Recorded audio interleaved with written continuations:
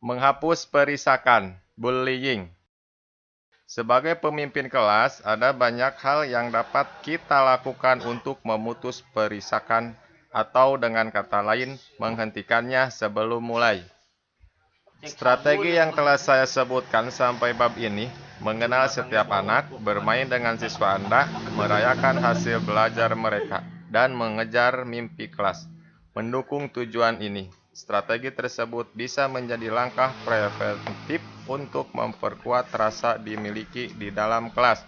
Namun kadang, meskipun kita telah melakukan segala yang terbaik untuk mendukung interaksi positif di kelas, perilaku yang tampak dan terdengar seperti perisakan bisa saja tetap terjadi.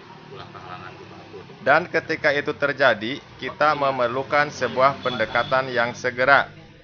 18% hingga 31% anak-anak dan remaja Amerika mengalami perisakan di sekolah. Laporan dari Akademi Ilmu Pengetahuan, Teknik, dan Kesehatan Nasional AS.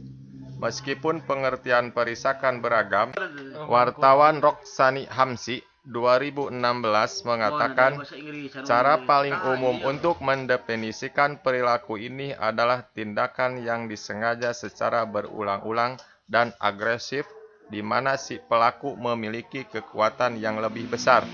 Terlepas dari apakah ketidakseimbangan kekuatan tersebut nyata atau hanya persepsi. Ketika tinggal di Amerika Serikat, saya mengajar di 3 sekolah Amerika, 2 sekolah negeri, dan 1 swasta. Dan di setiap sekolah saya menemukan cara yang tepat untuk menghentikan perisakan sebelum sempat muncul. Saya ingat di Morning Circle, semua berkumpul mengikuti seminar anti-bullying. Dan sebuah poster besar ditandatangani oleh para murid sebagai bentuk tekad melawan perisakan. Semua itu terlihat sebagai langkah pencegahan yang baik. Namun satu hal yang tidak saya lihat adalah sebuah sistem sekolah yang luas untuk menangani perilaku mirip perisakan. Lebih dari 1 dekade, Finlandia berusaha mencari solusi atas perisakan yang terjadi di sekolah-sekolah. Dan di sekolah Helsinki saya diperkenalkan kepada program anti-bullying yang paling populer, yang disebut KIVA, yang sekarang ini diterapkan di 90% sekolah Finlandia. KIVA merupakan singkatan dari kata-kata Finlandia Kiusamista Vastaan, yang berarti melawan perisakan. Ini juga permainan kata, karena kata KIVA diterjemahkan sebagai baik. Kamsi 2016. Program anti perisakan nasional ini tampaknya menjanjikan. Dalam sebuah studi terhadap 7.000 anak di sekolah Finlandia, para peneliti menemukan bahwa KIVA secara signifikan memperbaiki kesehatan mental anak-anak yang diakibatkan oleh tingginya frekuensi perisakan. Ring 2016. Berdasarkan strategi KIVA, ada beberapa komponen pencegah. Para siswa mendapatkan instruksi yang berhubungan dengan perisakan dengan bantuan perangkat lunak komputer, contohnya. Dan mereka memainkan peran di kelas. Ring 2016. Ketika saya mengajar di Helsinki, saya melihat aspek bernilai lainnya dari program tersebut. Sebuah rangkaian langkah yang jelas untuk diikuti ketika perisakan sepertinya akan terjadi. Untuk mengingat protokol KIVA, saya berbicara dengan mantan rekan Helsinki saya, Paula Hafu, yang menghadiri sesi latihan tentang program anti-bullying ini. Katakanlah ada konflik di antara beberapa murid. Seorang anak menuduh teman-teman kelasnya melakukan sesuatu yang dianggap bully, seperti berulang kali tidak diajak bermain di tempat bermain. Para siswa tersebut dapat meminta suatu pertemuan KIVA dengan guru. Proses ini juga dapat dimulai oleh para pengamat seperti guru dan teman sekelas yang mengamati perilaku mirip bully. Kemudian guru bersama dengan anak-anak itu mengisi sebuah formulir yang secara singkat menjelaskan kejadian dan menyepakati tanggal dan tempat negosiasi. Lalu, guru meletakkan formulir yang sudah lengkap ini dalam folder khusus yang dimonitor secara teratur oleh tim guru KIFA, yang kemudian berkomunikasi dengan satu tim yang terdiri dari murid yang lebih tua, yang telah dilatih untuk menangani konflik ini. Dengan cara ini, murid yang lebih tua dapat menghadiri dan memfasilitasi negosiasi ini. Di sesi penyelesaian konflik, biasanya bertempat di sebuah kelas yang tidak digunakan selama istirahat. Guru, dua pihak, dan murid yang lebih tua bertemu bersama.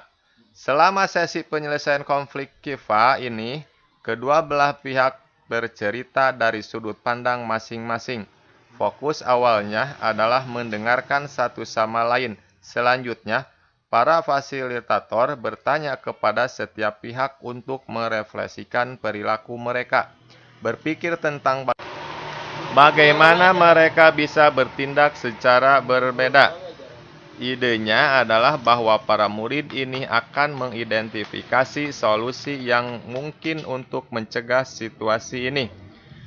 Saat satu pihak berjanji untuk melaksanakan sebuah strategi pencegahan yang ditulis oleh fasilitator KIPA, maka pertemuan berakhir. Dalam KIPA, Anda tidak perlu minta maaf kecuali jika Anda ingin melakukannya, kata Paula Hapu.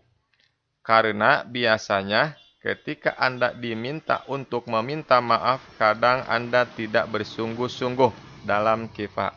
Anda berusaha fokus di mana masalah itu berada dan bagaimana Anda berperilaku serta bagaimana Anda dapat berperilaku secara berbeda. Biasanya, sebuah pertemuan follow-up dijadwalkan untuk kedua belah pihak 2 minggu berikutnya saat peninjauan ulang. Jika masalah tetap ada, protokol tambahan diikuti dan orang tua diberitahu. Perisakan di sekolah Finlandia tidak dapat ditoleransi, namun ide di balik program KIFA adalah bahwa di sana ada relatif banyak tindakan kecil seperti pembicaraan penyelesaian konflik atau situasi permainan peran di dalam kelas yang dapat dilakukan untuk mencegah terjadinya perisakan. Ini sebuah program yang sungguh baik, rekan saya Paula berusaha meyakinkan. Ketika mengajar di sekolah Amerika, saya pikir para murid dan saya akan diuntungkan karena mengimplementasikan beberapa elemen kunci program KIFA. Sebelumnya, perilaku yang setipe dengan perisakan kadang bergejolak di ruang kelas, namun saya tidak yakin bagaimana menanganinya. Diskusi secara terus-menerus dengan murid-murid saya tentang perisakan dan bagaimana melawannya akan sangat membantu. Saya juga berpikir bahwa penting bagi saya untuk membangun sebuah sistem yang bisa menangani keluhan para siswa saya. Biasanya, saya menghadapi konflik hanya ketika itu sudah meluap kemana-mana. Saya menyediakan kotak surat di kelas, seperti folder KIFA di sekolah Finlandia, bagi para murid sehingga dapat memberitahu saya tentang berbagai interaksi yang sulit di antara mereka. Terakhir, saya pikir akan lebih baik jika ada tahap untuk menggarisbawahi solusi yang didapatkan, lebih dari kata maaf. Kapan saja konflik muncul di kelas Amerika saya, biasanya saya akan mendorong murid-murid muda saya untuk meminta maaf sebelum melupakan semua konflik itu. Namun saya jarang hanya berdiam pada tindakan positif yang telah diambil siswa saya saja. Menuliskan solusi apa yang dapat mereka buat dan menjadwalkan suatu pertemuan dengan mereka untuk memberikan masukan dapat menjadi suatu langkah yang bijak juga. Di sekolah kami, perisakan merupakan sebuah pemusnah kebahagiaan yang sangat jelas. Sayangnya, tindakan yang diambil para murid untuk merespon dampak yang menyedihkan itu terlalu kecil. Untungnya, program KIVA menyarankan berbagai macam cara yang dapat kami lakukan untuk melindungi kebahagiaan di kelas kami dengan membantu para murid mengambil peran melawan perisakan.